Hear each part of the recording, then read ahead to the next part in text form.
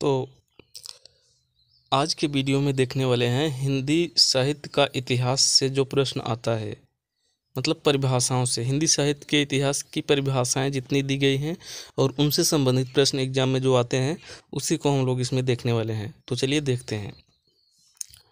इतिहास की परिभाषा हम लोग देख रहे हैं। तो इतिहास की परिभाषा से जो प्रश्न बनेंगे, कैसे बनेंगे, उसको हम लोग देख रहे हैं। डायरेक्ट परिभाषा नहीं दी जाती है कभी कभी, तो देखते हैं कैसे आता है। जैसे सत्य घटनाओं के क्रमबद्ध अध्ययन को इतिहास किसने बताया? तो सत्य घटनाओं के क्रमबद्ध अध्ययन को इतिहास बताया है हेरोडोटस, जो कि हिस्टोरिका में इनका ग्रंथ है। हिस्टोरिका इसी में कहे हैं। ठीक है, इसके बाद देखते हैं इतिहास दृष्टांतों के माध्यम से शिक्षा देता है। एक किसने कहा? तो एक कार्लाइल का कथन है। इसके बाद विकासवादी दृष्टिकोण से परिभाषा देने वाले विद्वान हैं डार्विन। डार्विन जो है विकासवादी दृष्टिकोण से परिभाषा दिए हैं इतिहास की, मतलब हिंदी साहित्य के इतिहास की। सृष्टि का बाह्य विकास उसके आंतरिक विकास का प्रतिबिंब है। ये कौन कहा है? ये तो ए डार्विन कहे हैं। ठीक है, इसके बाद देखते हैं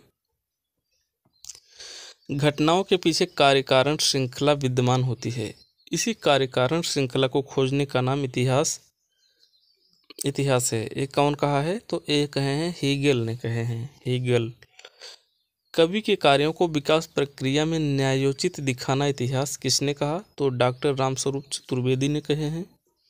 इसके बाद यथार्थवादी दृष्टिकोण से परिभाषा देने वाले विद्वान हैं।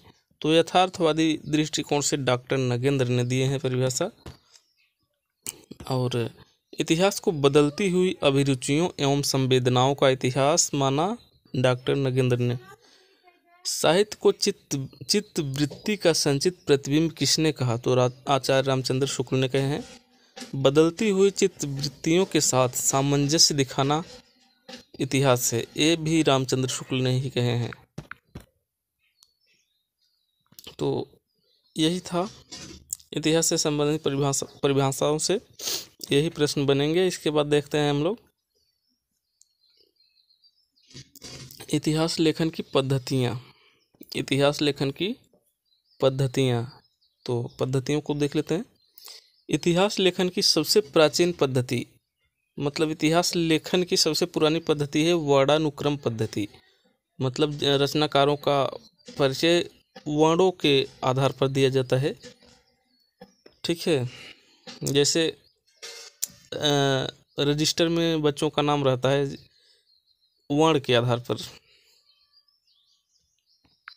इसके बाद वर्णानुक्रम पद्धति में सबसे पहले इतिहास लिखने वाले विद्वान कौन है? तो गार्सा द तासी ने सबसे पहले लिखे थे वर्णानुक्रम पद्धति में। इस्तवार द ला लिटरेत्यूर हिंदुस्तानी इनका ग्रंथ था। इसके बाद गार्सा द तासी के बाद वर्णानुक्रम पद्धति का प्रयोग करने वाले विद्वान हैं शिव सिंह सेंगर, शिव सिंह सरोज, जो कि हिंदी साहित्य का प्रथम इतिहास हिंदी में है। इसके बाद इतिहास लेखन की सबसे प्राचीन पद्धति है वर्णानुक्रम पद्धति, गार्सा द तासी प्रयोग किए हैं। इतिहास लेखन की सबसे प्रसिद्ध पद्धति कालानुक्रम पद्धति है, सबसे प्रसिद्ध, जो कि ग्रियर्सन प्रयोग किए थे।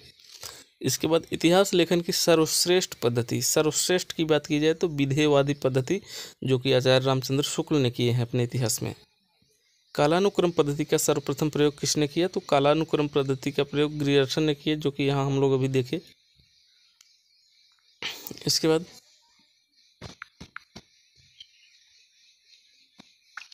किस पद्धति में रचनाकारों के परिचय से ज़्यादा रचनाकारों के गुण दोष बतलाने पर बल दिया जाता है? तो आलोचनात्मक पद्धति में। आलोचनात्मक पद्धति का सर्वप्रथम प्रयोग किसने किया? तो रामकुमार वर्मा ने सबसे पहले किए थे हिंदी साहित्य का आलोचनात्मक इतिहास में।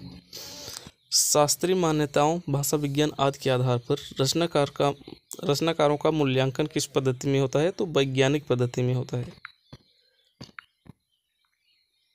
वैज्ञानिक पद्धति का सर्वप्रथम प्रयोग गणपत चंद्र गुप्त हिंदी साहित्य के वैज्ञानिक इतिहास में किए। रचनाकारों का मूल्यांकन उनके द्वारा समाज को प्रभावित करने के आधार पर किस पद्धति में किया जाता है? तो समाजशास्त्री पद्धति में किया जाता है।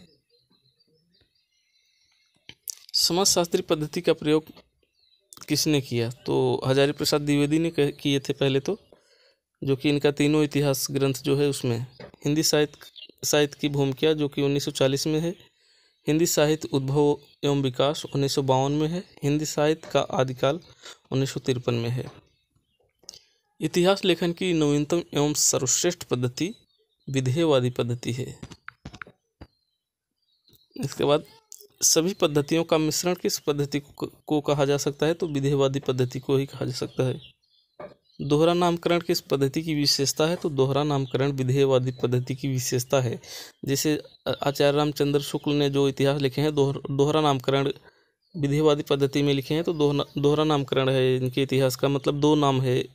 जैसे आदिकाल को वीरगाथा काल भी कहा गया है, भक्ति काल को पूर्व मध्यकाल भी कहा गया है, रीतकाल को उत्तर मध्यकाल भी कहा गया है, और आधुनिक काल को गद्यकाल भी कहा गया है। दो नाम कहने का मतलब दोहरा नामकरण इसकी विशेषता होती है। किसकी विशेषता होती है? इसकी विधेयवादी पद्धति की। विधेयवादी पद्धति का सर्वप्रथम प्रयोग तेन विश्व में किए थे, तेन ने। हिंदी साहित्य के इतिहास में विधेयवादी पद्धति का सबसे पहले प्रयोग आचार्य रामचंद्र शुक्ल ने किए थे हिंदी साहित्य के इतिहास में। तो यही था। अगर ये वीडियो अच्छा लगा हो तो चैनल को सब्सक्राइब करिए। इस तरह के और सारे वीडियो देखने के लिए हम मिलते हैं आप सभी से फिर नेक्स्ट वीडियो में। तब तक के लिए नमस्कार।